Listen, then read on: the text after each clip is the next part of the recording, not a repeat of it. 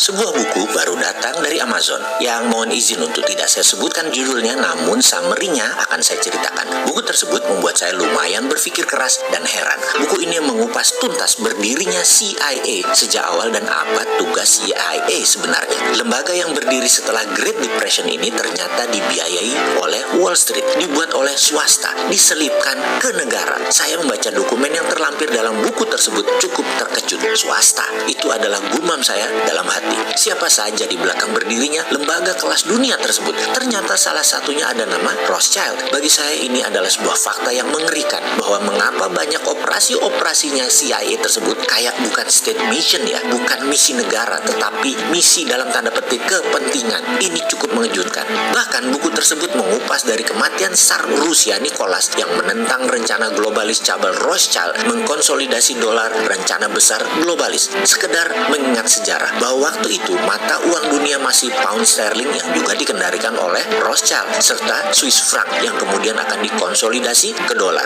Waktu itu Nicholas menentang keras, di mana di ujung perjumpaan rapat tersebut dengan tegas Rothschild mengancam, kamu akan jatuh sebentar lagi. Tak lama kemudian revolusi Bolshevik terjadi dan dikenal dengan sebutan revolusi Oktober. Adalah revolusi yang dilakukan oleh pihak komunis Rusia di bawah pimpinan Lenin yang disponsori oleh Rothschild. Sesuai dengan perkataan beberapa bulan yang lalu, ancamannya terhadap Tsar Rusia Nicholas. Strategi dengan rally atau demo panjang sampai saat ini menjadi salah satu dari 5 hal apa yang CIA lakukan jika ingin meng-overthrow atau menggulingkan sebuah pemerintahan. Untuk tahu yang 4 lagi saya sudah jelaskan tahun lalu di video awal-awal. Silakan sahabat cari. Itu adalah sejarah mengapa Kaisar Tsar Rusia musnah. Sebentar kita melompat supaya lebih paham. Lenin itu beda dengan Stalin ya. Lenin itu menjalankan komunis manifesto untuk kekuatan di partai. Sementara Stalin, penerus Lenin, lebih membawa negara dalam sistem komunis. Lenin mirip Mao Zedong dan Deng Xiaoping, menguatkan partai komunisnya. Sementara Xi Jinping seperti Stalin, negaranya pakai komunis. Komunis itu tool negara dengan ideologinya BRI atau Belt Road Initiative.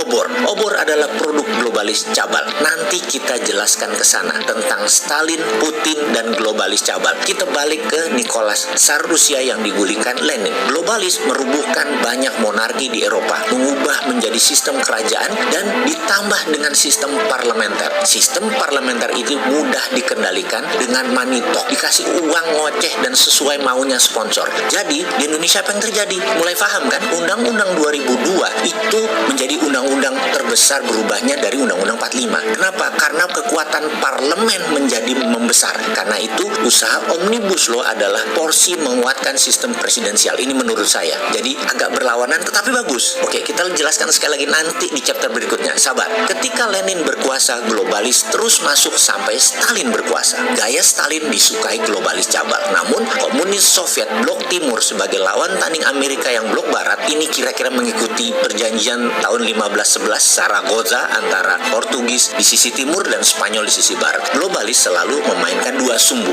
dan Amerika merupakan negara yang selalu harus punya musuh. Negara yang memilih jalur tengah netral menjadi negara terlemah. Kita kasih contoh begini misalnya. Negara Singapura yang penduduknya kebanyakan adalah Oriental. Di tengah kepungan penduduk Melayu, Singapura menjadi negara yang selalu siaga. Australia, benua terujung, selalu siaga atas serangan dari utara. Israel, Yahudi dikepung 10 negara Arab, selalu siaga. Taiwan selalu kuda-kuda terhadap mainland China. Korea Selatan selalu siap perang dengan Korea Utara, Cina, dan Jepang. Dan Korea Selatan menjadi selalu siaga dan lincah. Di sisi Indonesia memilih netral. Indonesia memilih tidak siaga, memilih tidak punya musuh, tidak ada yang ditakuti, sehingga kebijakannya adalah open arm atau open door. Hal ini bisa menghilangkan banyak aset nasional, terutama SDA sumber daya alam, karena menganggap semua negara baik. Oke, baik. Sebenarnya semua negara atau semua orang itu baik kalau ada maunya. Mana ada sih negara yang benar-benar baik ke negara lain? Dia kalau perlu mementingkan dirinya sendiri. Jadi kita jelaskan sedikit sebelum kita balik ke topik agar bayangan apa yang terjadi di dunia saat ini secara gambaran besarnya terlihat jelas. Akhirnya perjuangan Stalin, Khrushchev, Brezhnev, Yeltsin sampai menjabatlah seorang muda Gorbachev yang membuat perubahan karena sistem komunis Rusia terlambat melakukan reformasi,